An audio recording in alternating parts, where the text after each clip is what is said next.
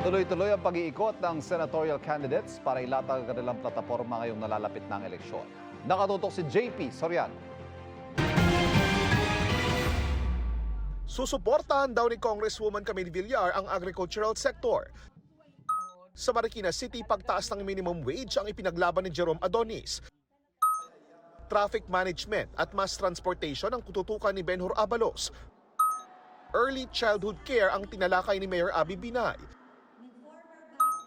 Edukasyon ang binigyang diin ni Ping Lacson. Sabi ni Tito Soto, dapat tutukan ang livelihood projects. Tinalakay ni Senator Francis Tolentino ang automatic reclassification ng mga LGU. Para kay Erwin Tulfo, kailangang tutukan ang pagpapabuti ng trapiko.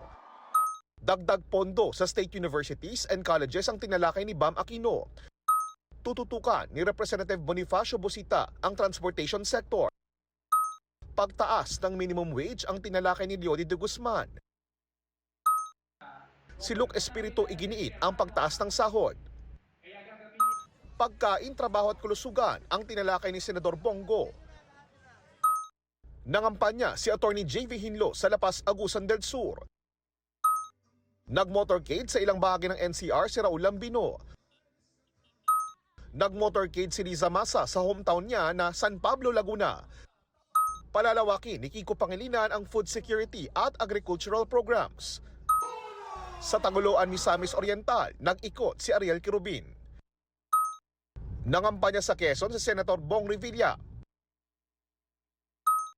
Si Willie Revillame sa San Jose Nueva Ecija nag-ikot. Patuloy naming sinusundan ang kampanya ng mga tumatakbong senador sa eleksyon 2025. Para sa GMA Integrated News, JP Soriano, nakatutok 24 oras.